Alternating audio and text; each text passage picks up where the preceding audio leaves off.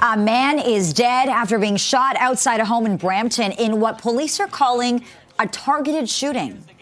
And the premier vows to crack down on homeless encampments. But Toronto's mayor fires back. We have a reaction tonight.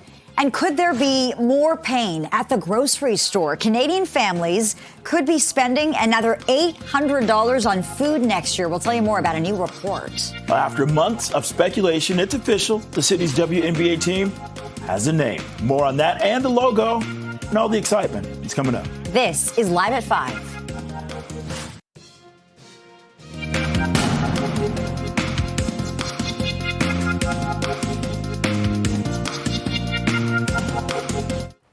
Good evening. I'm Bakari Saab. And I'm Lena Latifat. Thank you for joining us here on Live at 5. The search is on for suspects tonight after a deadly targeted shooting in a Brampton driveway. CP24 has obtained video of the scene. This is right here. This is on Odeon Street near Goreway and Mayfield Roads. Two men, they were standing by a vehicle. This was around 11:30 last night. That's when a car stopped in the street. Two men got out and they just began shooting.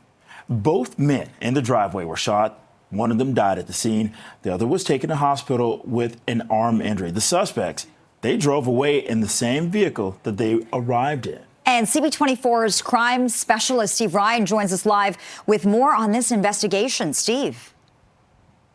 Yeah, Lena, I saw the unedited version of that videotape that we just showed our viewers, and I counted at least 20 shots that were fired between both suspects. Police have said this is a targeted shooting. I've seen enough of these, sadly, over my career as a homicide detective.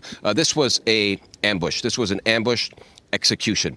These two shooters fired at those two men until such time that they were satisfied that they were able to what they believed to have killed them. One man was able to get away. He was shot in the shoulder.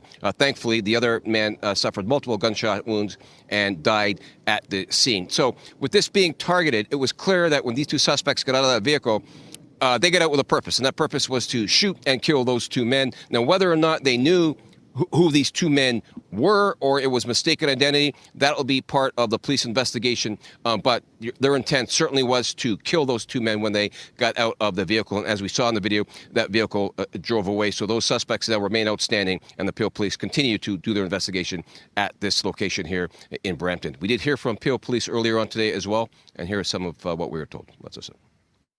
Clearly, the history of this residence and the occupants will be thoroughly looked at, and anything from the past, if it's involved in the current situation, will be clearly investigated.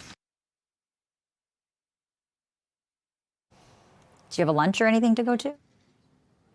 The primary scene is near that police vehicle that's parked in the driveway. There are evidence markers on the other side of that. I counted at least 12 of them, and typically they mark where shell casings are left after they are ejected from the barrel of a gun. There is red staining on that side of the police car as well, and that white four-door sedan that's parked behind the police car, that has what appears to be 4 bullet holes in it also. All right. I'll send it back to you guys. An active crime scene where Steve Ryan is tonight. Steve, thank you for this. 5:03 now, -2 in the city tonight. Let's get a check on that drive home with our traffic specialist, Adjoa and Bois. Hey there, Adj. Oh, hey, Lena. Yeah, it has been quite the busy afternoon drive, and you are running into problems impacting the commute if your travels take you in towards Milton. This is a brand new situation. Just watch this pop up on camera. A little bit of flurry activity as well. So this is the 401 westbound just through Highway 25. Looks like it's the left lane and shoulder that is blocked, waiting on emergency crews to arrive on scene. That is the reason why you're running into that bit of a bottleneck. Then on to the 401 if you're traveling eastbound. This is the northbound Winston Churchill on-ramp to the westbound 401. That is blocked because of an early morning collision. And it looks like we still have this stall. This is on the eastbound lanes of the 401 if you're traveling in the collectors at the end of the on-ramp from Dixie. It's the right lane blocked because of the stalled dump truck. Rest of the major routes getting word of a problem, but my cameras went out on the Gardner. Westbound on the Gardner, just as you make your way through Spadina, we are dealing with another collision, this one in the right lane, seeing delays as you make your way through. I'll send it back to you both. Premier Doug Ford is promising legislation to crack down on encampments across the province. But Toronto Mayor Olivia Chow says that's not the solution. Let's go live to CP24's Sija Liu at City Hall. A lot of reaction where you are tonight, Sija. That's right, Lena and Bakari. Reaction from different levels of government and homeless encampments. That's an issue that's been around, growing an increasing problem in recent years. It's believed in Toronto there are at least 1,000 people living in tents around the city. And now Premier Doug Ford says enough is enough. He says he's going to introduce new legislation that will target homeless encampments across the province. He is also pledging to use the notwithstanding clause if necessary. Now, a few months ago, 12 mayors across the province asked Doug Ford for more power to deal with homeless encampments and improve community safety. In a letter today, Doug Ford responded to saying that the province will provide the tools to help these municipalities clear encampments and crack down on public drug use. He also says the new legislation will help police enforce. He also promised harsher penalties for people who break the law deliberately and repeatedly. He's also pledging more money to boost capacity in shelter systems. Now, this is all in response to a joint letter signed by 12 mayors that includes the mayors of Barrie, Brampton, Oshawa. However, Toronto Mayor Olivia Chow did not sign the letter. Here's more reaction from Mayor Olivia Chow as well as Paul Calandra, the provincial housing minister. We've heard loud and clear, people are sick and tired of feeling unsafe in their communities. They're sick and tired of seeing drugs and other paraphernalia in parks. They want their parks back. They want their communities to be safe. We're going to provide the resources to ensure that our partners can deal with this, our municipal friends can deal with it. As I said, if we don't see the tangible benefits of the funding that we're providing, and of the additional powers that we will be providing next week, then we won't hesitate to take further steps. We don't need to clog up our courts to deal with encampments. The notwithstanding clause is not a solution for our housing crisis. When we have a homelessness situation, the solution is housing. It does not matter if you have the ability to remove people if they have nowhere to go. Now, in regards to the notwithstanding clause, which has been a controversial legislative tool, Premier Doug Ford says he does not expect to use it, but he threatened that he will if the courts get in the way. And Lena and Bakari, this bill is expected to be introduced sometime next week. All right, Sija Liu reporting live from City Hall. Sija, thank you for this. It's 5:07 -3. This is Live at 5. Well, Canada Post says that it is reviewing new counter-proposals submitted by the union representing striking postal workers. More on this coming up.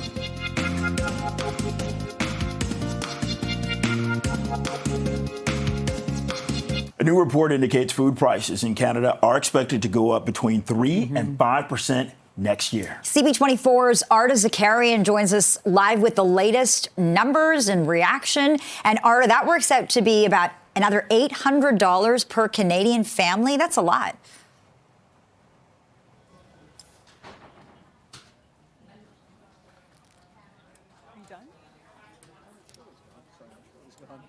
Okay, so we'll check back in with Arda in a little bit. But you just said that $800 more for the average family. Yeah, it's going to hurt a lot of people. We're going to have more on that report coming up. Well, Canada Post says it is reviewing new counter-proposals submitted by the union representing more than 55,000 striking postal workers. The proposals from the Canadian Union of Postal Workers, they were given to a government-appointed mediator.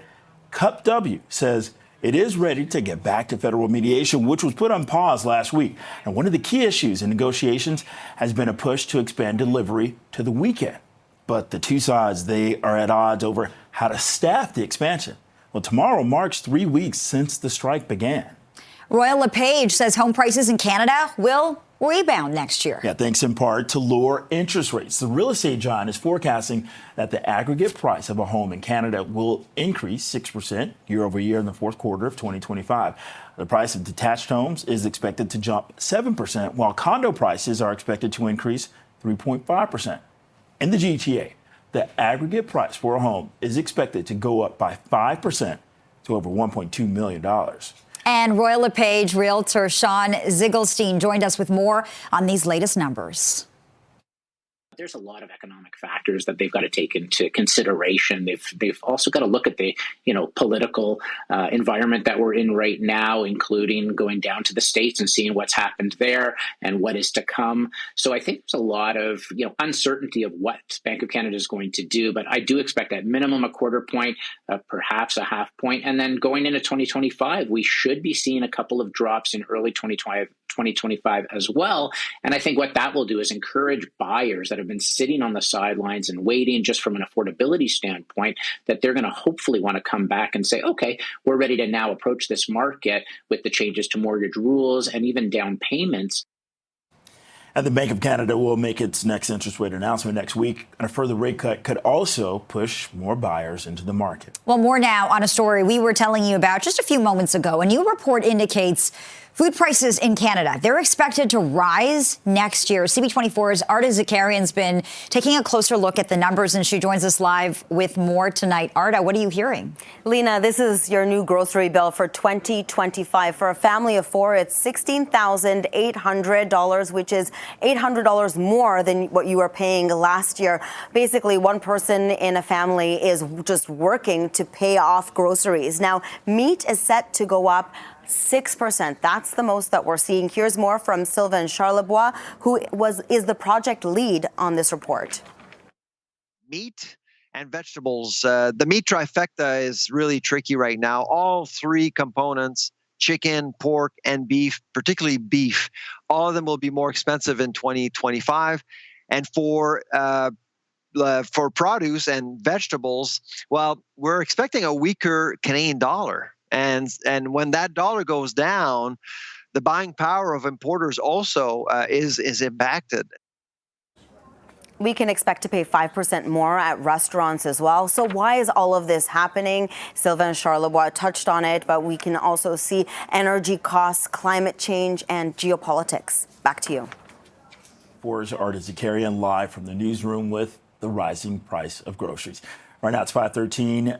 Holding at 3 below zero. This is Live at 5. Coming up, the latest on the search for the suspect in the murder of a healthcare CEO on the street in Manhattan. We now have a person of interest to tell you about. Stay with us.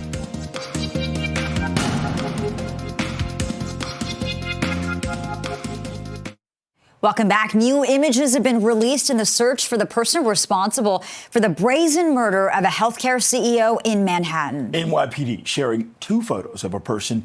This is a person of interest in the fatal shooting of 50-year-old Brian Thompson, the head of United Healthcare. That is the largest health insurance company in the U.S.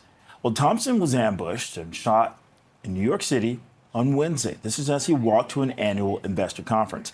And the shooter may have sent a message through the ammunition he used. A law enforcement official says that the bullets used to kill Thompson were inscribed with the words deny, defend, and depose. It's believed those words reference strategies used by insurance companies to try to avoid paying a claim.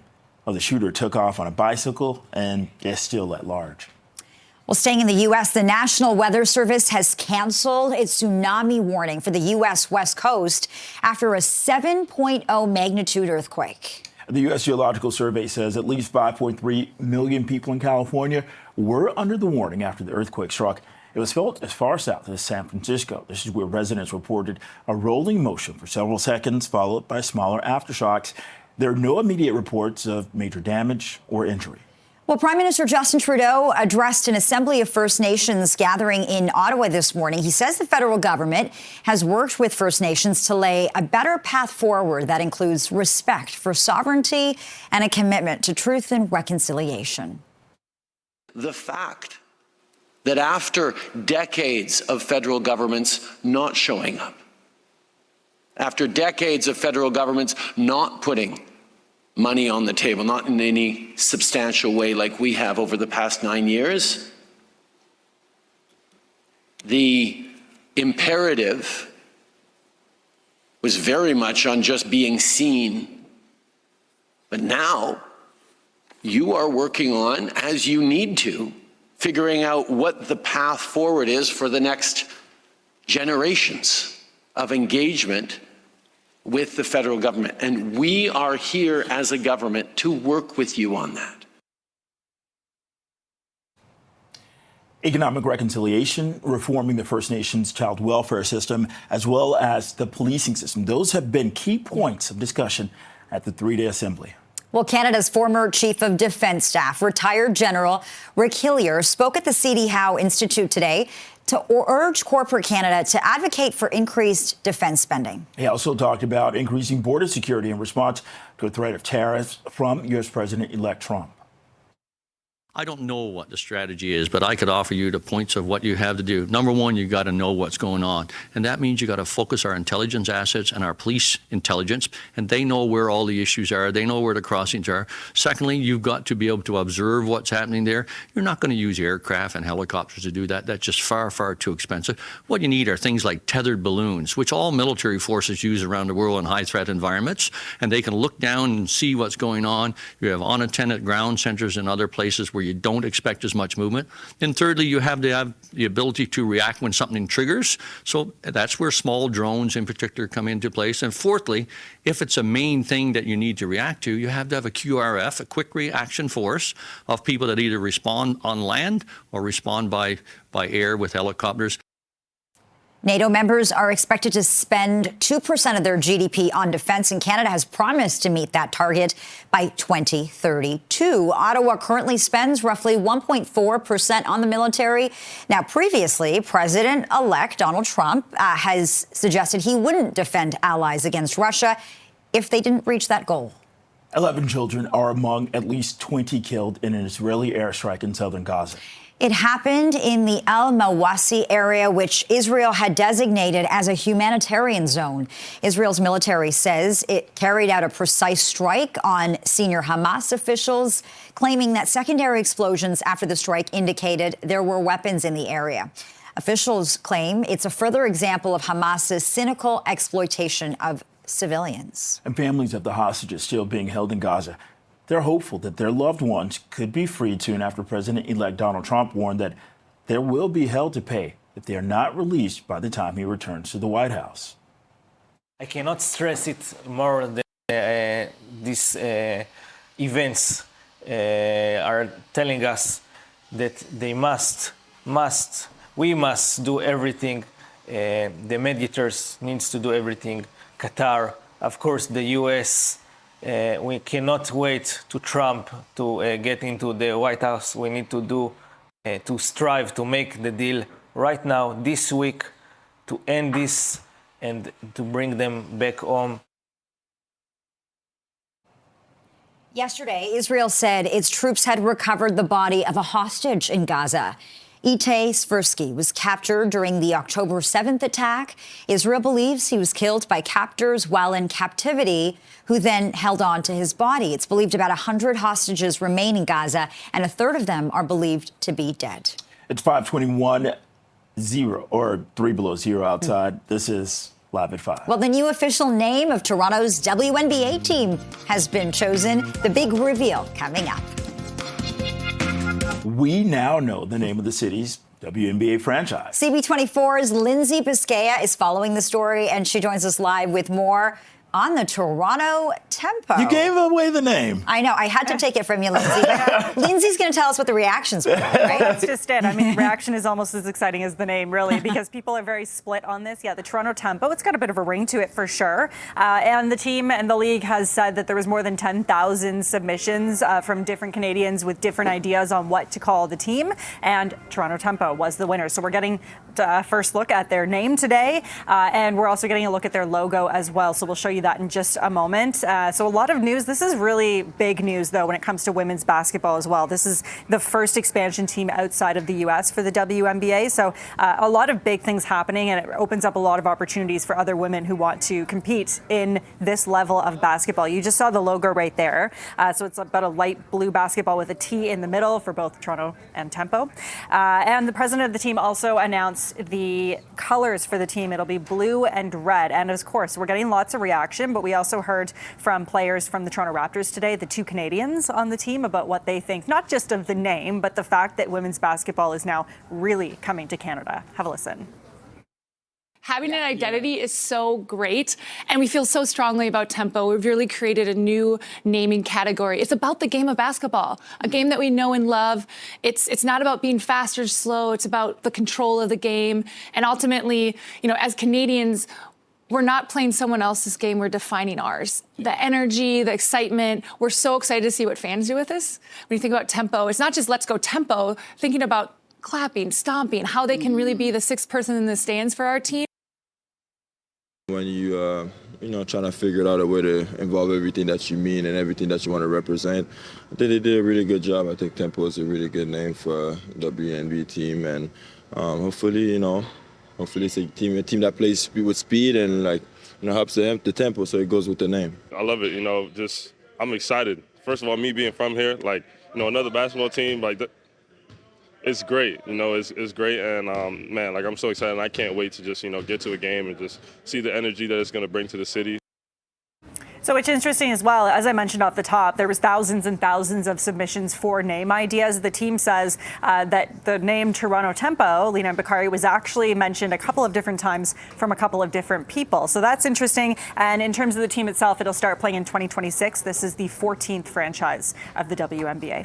Back to you. All right. So exciting. Lindsay Vizcaya live in our newsroom tonight. Lindsay, thanks so much. Well, Jays slugger Vladimir Guerrero Jr. has been named the 2024 winner of the Tip O'Neill Award. The award is honored, the honor is awarded annually by the Canadian Baseball Hall of Fame and Museum to the Canadian player judged to excel on the field while adhering to baseball's highest ideals. Guerrero Jr.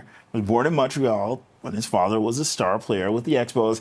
He had 30 home runs and 103 RBIs last season and led all Canadian players in batting averages, hits, and runs. It's the second time that he is winning this honor. He also took home the award in 2021. A superstar. 5:27, -3. You're watching Live at 5. One person's dead after a shooting near Goreway and Mayfield.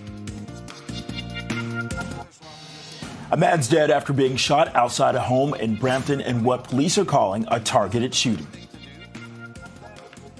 The premier vows to crack down on homeless encampments, but Toronto's mayor fires back. We have reaction tonight. And could there be more pain at the grocery store? Canadian families could be spending another $800 on food next year. Plus, after months of speculation, it's official. The city's WNBA team has a name. More on that, the logo, and all the excitement. This is Live at 5.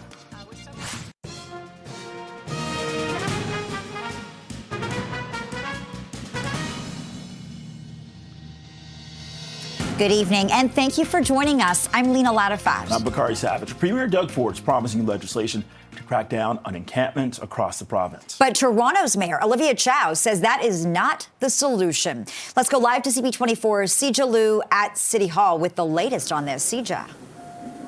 Hi, Lena and Bakari. That's right. Lots of different opinions when it comes to how to tackle homeless encampments. But regardless, it is a problem that is on the rise. It's expected that there are over 1,000 people in Toronto alone that live in tents throughout the city. But today, Premier Doug Ford said enough is enough, and he plans to table new legislation to crack down on homeless encampments across the province. And he says he is also prepared to use the notwithstanding clause if necessary if courts try to interfere with the clearing of encampments. Now, in a letter addressed to a dozen mayors today, Ford said the province will provide the tools to help municipalities clear out encampments and crack down on public drug use. He also said the bill will give police new tools for enforcement. He also promised harsher penalties for people who repeatedly break the law and also wants to give more funding to boost capacity in shelter systems. Now, his letter today is all in response to a joint appeal from a dozen mayors last month. They wanted more power when it comes to clearing out encampment and improving community safety. This letter was signed by mayors from Brampton, Oakville, Oshawa, and Barrie, to name a few. However, Toronto Mayor Olivia Chow did not sign the letter. She said today the focus should be on housing. Here's more reaction from the mayor of Barrie and Ontario NDP leader Marit Stiles. I'll be happy when we can provide all the services on the ground to help individuals who are looking for it. I'll be happy when families can start to use parks again in a way where they, don't feel like there are concerns with relation to their kids going down a slide and falling on a needle or finding weapons inside of parks. So this is an incredible step forward. I'm very encouraged, but there's a lot of work to do going forward. We should be working, as I know most municipalities are doing right now, to try to make sure that people can be moved into shelters and homes. That is the solution to the encampments. And right now, what are you going to do? Move them on to another park? The truth is, we have to have a place for people to live, a shelter for them to stay in. And unless we have that, this is going to continue. They're just going to continue to build and grow as they have under Doug Ford. And right now, it's reported that shelters across the province are full. It's expected there are around 1,400 homeless encampments in cities, big and small, across the province. And Lena and Bakari will keep an eye on next week because that is when the bill is expected to be introduced. All right, reporting live at City Hall, CP24, Sija Liu. Sija, thanks a lot. Right now, it is 5:33. Let's check on the commute with CP24's traffic specialist, Adjoa Nsiyabwa. Ad, we don't have the excuse of snow today, so what's going on?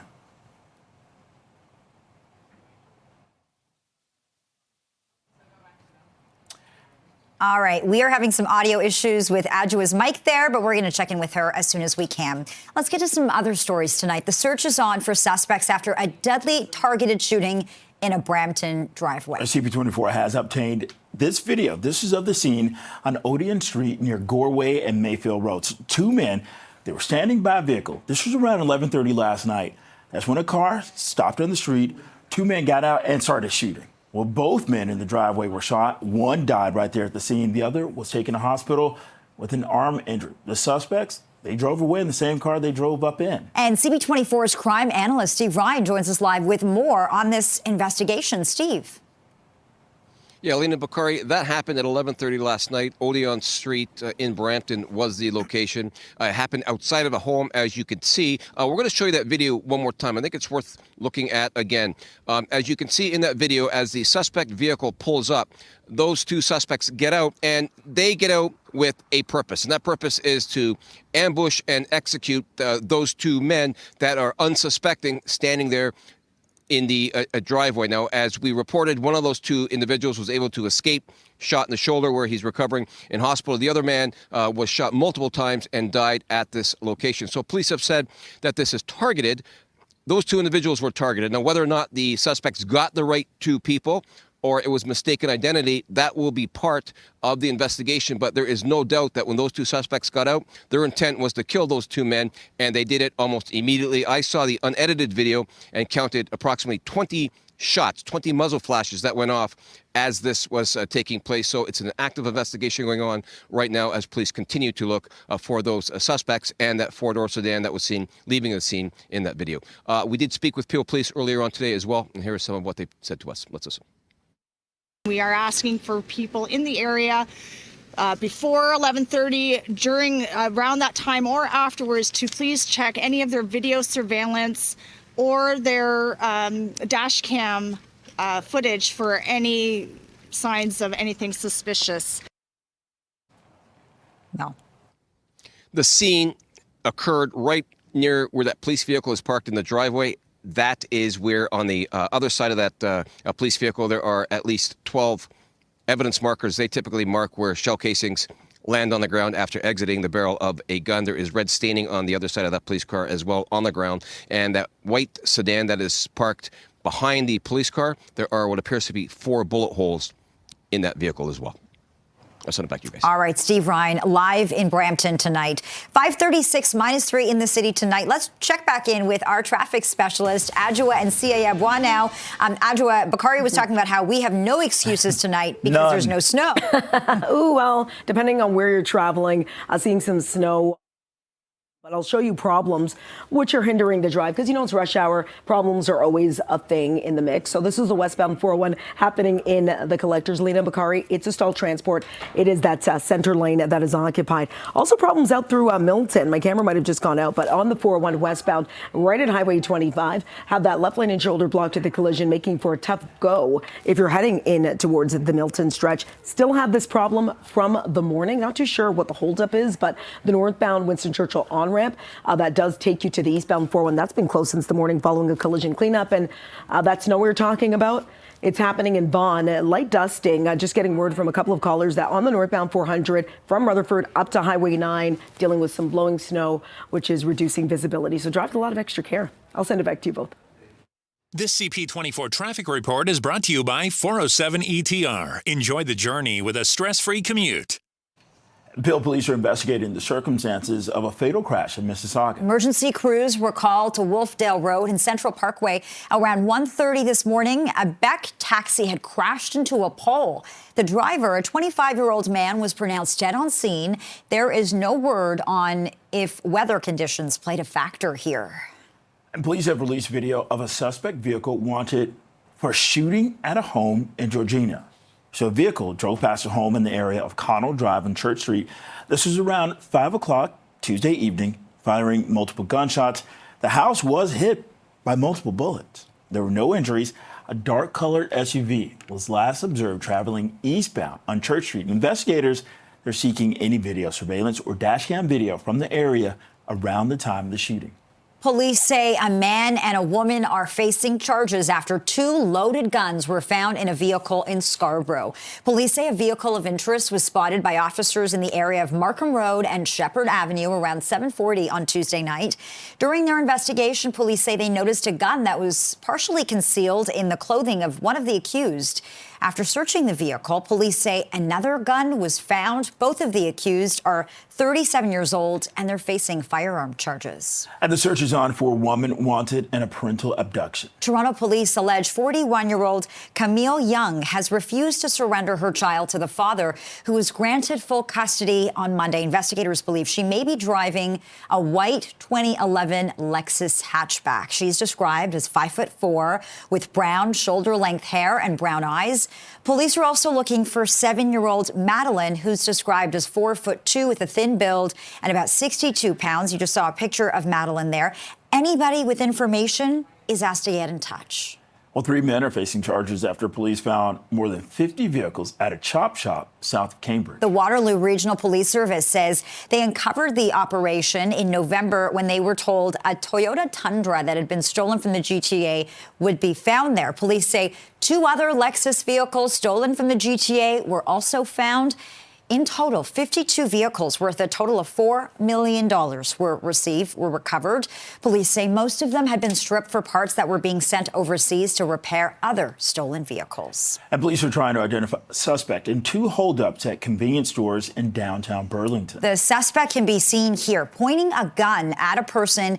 There it is now in one of the stores that was held up last Friday afternoon. Police say in both instances, the suspect pulled out a gun and pointed at employees while demanding money. But he only made off with some energy drinks. None of the workers was injured. Anybody with information is asked to come forward. It's 5:40, 3 below zero. This is Live at 5. Coming up, Royal LePage is out with his forecast. We'll be right back.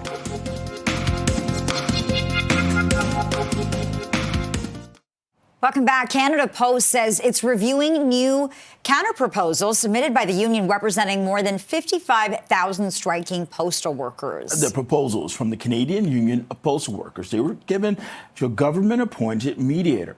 CUP W says it is ready to get back to federal mediation. That was put on pause last week. And one of the key issues in negotiations has been a push to expand delivery to the weekend. But the two sides are at odds over how to staff the expansion. Well, tomorrow marks 3 weeks since the strike began. Well, a new report indicates food prices in Canada, they're expected to rise between 3% and 5% next year. CP24's Arta Zakarian joins us live from the newsroom with the reaction. Arta, how much is this going to cost? Well, if you're a family of 4, your grocery bill for 2025 might be $16,800. That's up $800 from what you would pay last year. Now, the biggest culprit that we're going to see in 2025, according to the report, is meat. It's going to go up by 6%. We can also expect vegetables and going to the restaurant to increase by 5%, dairy and baked goods up 4%. Here's more from people I spoke to grocery shopping. It's going to be bad mostly for the people. They have families and they have mortgages, which they're going to have difficulty to pay for it. And not only that, but if the couple is lucky to both work, then they can make it. But what about if somebody loses his job or gets sick or something and we get stuck with one person? They won't be able to afford to pay for all these increases. So why is all of this happening? Well, the report says there's a number of reasons, different variables, everything from energy costs to climate change and geopolitics. Back to you. All right, a lot of factors there. And bottom line, this is going to hurt people for sure. Arda Zakarian live with the numbers tonight. Thank you, Arda. You're welcome. And to some housing numbers now. Royal LePage says home prices in Canada will rebound next year. Yeah, that's thanks in part to lower interest rates. The real estate giant is forecasting that the aggregate price of a home in Canada will increase 6% year over year in the fourth quarter of 2025. The price of detached homes, that's expected to go up 7%, while condo prices are expected to increase 3.5%. In the GTA, the aggregate price for a home is expected to rise by 5% to over $1.2 million. And Royal LePage realtor Sean Ziegelstein joined us with more on the latest numbers. I think anybody that's looking to re-enter the market, there are opportunities out there. You know, whether it is a house or a condo. Condo, we know there's a lot of opportunities. You've got lots of possibilities of different condos. You've got different possibilities of homes as well. You've got the ability to take your time. You don't have to run into a property. And we have started to see some multiple offers coming back to the table. Typically, what we're seeing when that happens is a lower priced property well under the value of what it should be priced at. Then you're getting that pent up demand of people that really want to get into it. The Bank of Canada will make its next interest rate announcement next week, and a further rate cut could also push more buyers into the market. It's 5:45, 3 below zero. This is Live at 5. Coming up, the Liberal government has just outlawed another 300 plus firearm varieties. We're going to have more on that. Stay with us.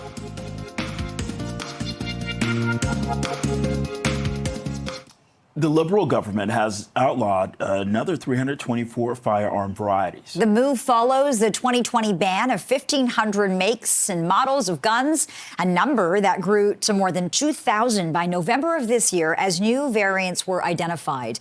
The latest prohibition comes after concerns were raised by gun control advocates that many assault-style firearms were not covered in the previous ban. Ottawa says it's working with provinces and police services on a planned buyback of prohibited weapons from individual owners. The measures come on the eve of the 35th anniversary of the murder of 14 women at École Polytechnique. The banned firearms will be donated to Ukraine.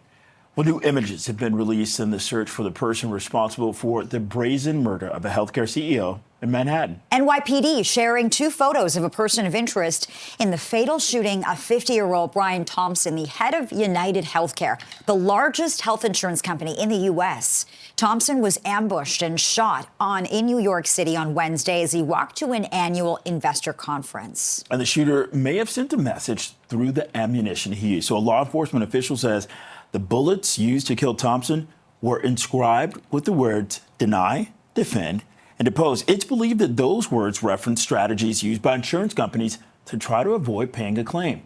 The shooter took off on a bicycle and is still at large. Let's stay in the U.S. for a moment. The National Weather Service has canceled its tsunami warning for the U.S. West Coast after a 7.0 magnitude earthquake. The U.S. Geological Survey says at least 5.3 million people in California were under the warning after the earthquake struck.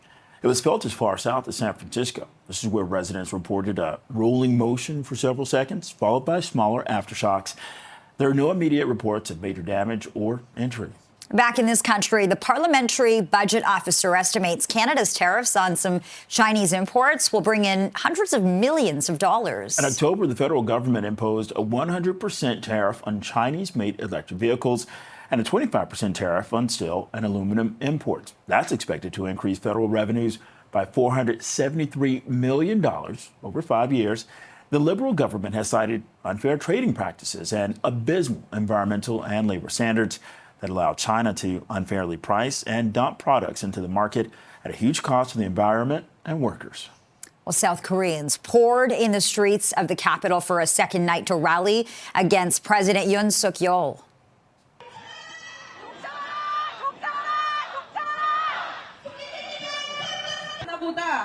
And you can see they're protesting his declaration of martial law this week, which saw armed troops attempt to force their way into the National Assembly. Now, many fear the move's a sign of a return to a dictatorship. President Yoon invoked the law to eliminate what he called anti-state forces that were plotting rebellion. It was lifted roughly 6 hours later after an emergency vote by lawmakers. Opposition parties have tabled a motion to impeach the president, which is expected to be heard this weekend. Time now is 5:52, -3 out there tonight. You're watching Live at 5. The new official name of Toronto's WNBA team has been chosen. The big reveal is coming up. Jay Slugger Vladimir Guerrero Jr. has been named the 2024 winner of the Tip O'Neill Award. The honor is awarded annually by the Canadian Baseball Hall of Fame and Museum to the Canadian player judged to excel on the field while adhering to baseball's highest ideals. Guerrero Jr. was born in Montreal when his father was a star player with the Expos. He had 30 home runs and 103 RBIs last season and led all Canadian players in batting average. Hits and runs, it's his second time winning the honor. He also took home the award in 2021. Well, continuing the conversation around sports, we now know the name of the city's WNBA franchise. Yeah, CP24's Lindsay Biscaya is following the story and joins us live with more on this. And it's not just about the name, it's also about the logo, Lindsay. The logo, the team colors, and the name, which I noticed you let me say this time, is the Toronto Tempo. Thank you, Lena and Bakari. The Toronto Tempo, that was announced today. It was actually leaked accidentally yesterday by the league on its website, but today it was announced officially, along with, as you mentioned, the logo and the team colors, red and blue. So exciting times, not just for this team, which this is exciting to finally know the name after so long of people coming up with ideas. There's the logo right there, you can see it. But also exciting times for women's basketball. This is the first WNBA team in Canada outside of the U.S. And so really, we're making strides when it comes to women in basketball and more opportunities for women to play professionally in the WNBA. But when we're talking about the name Toronto Tempo, the reasons behind it are that it's the heartbeat of the city. It's also bilingual, which works for a Canadian team. This is according to the team, and it's a sign of how the team wants to play the game. So talking about shifting the tempo so that the team can dictate the flow of the game. So there is a lot of meaning when it comes to the name Toronto Tempo. Obviously, a lot of people have different thoughts. There was 10,000 submissions from Canadians in terms of what they think the name should be, and Toronto Tempo won out. But we are getting reaction today from people in terms of the name and just the general excitement of a team coming to Canada. Here's more. It's unencumbered, right? So a lot of logos are confined to a circle or a square or some shape, but it doesn't. It has a ton of movement. It can be animated in so many different ways. We're just really excited to see where it goes. And we feel like that it's a great place to start, really build our foundation of this team around. Anything that supports basketball, I think it's a good thing. We already got it on the men's side winning the championship. I think that helps a lot of kids and all, but we want to be able to help, all kind of, to kids, not just men, but women and, people that wants to play basketball just in general. I like it. I think it kind of makes sense. It's kind of cool. I think they did a great job with that. And like I said, I think it's going to bring so much excitement to the city. So, I know we're all ready for it. So the name itself, it does roll off the tongue for sure. I think people, even if they're not, totally sold on it yet, they will be after just a couple of months of hearing that name, the Toronto Tempo. And you'll be hearing it soon enough because the team is going to start playing in the 2026 season. Lena and Bakari, first game is in May. Toronto Tempo. I like that. Yeah, there's a certain ring to that. So wait a second. This was leaked before the announcement, so they had to rush the announcement? Yeah, very, very briefly on the league's website. So I think a couple of people saw it in a drop-down menu, Lena and Bakari, and then there was kind of some haste to really get it out there because there was just a little hiccup. Yeah, the internet always wins, right? Lindsay Biscaya live in our newsroom with more on the Toronto Tempo. I have to say, that is cool, and I think people in the city are going to like that. Thanks so much, Lindsay. Thanks, Lindsay. Okay, well, some chocolate may have health benefits. This is according to a new study. There's some at my desk, by the way. I know. I had some Bacardi. Bacardi always brings in chocolate, by the way. It's always delicious. I mean, it's chocolate. Dark chocolate contains more cacao, which is less processed than what is in milk chocolate. A new study showed it's possible that higher levels of flavanols in cacao can actually improve insulin sensitivity, therefore reducing risk of diabetes. Exactly what someone like me wants to hear, a chocolate lover. Not all doctors are convinced, though. We do have to put that out there, with one saying he would not encourage people with diabetes to consume chocolate for better glucose control, but instead suggests turning to dark berries, apples, and tea. I feel like that's the more responsible way to go, but I'm going to stick to chocolate. Yeah, but here's the thing. Everything's bad for you if you have too much of it. So just do it in moderation. Yeah, and just right? enjoy it. Okay, it's 5:59, 3 below zero. This is Toronto's Breaking News, CP24. Thanks so much for joining us. CTV News at 6 is next.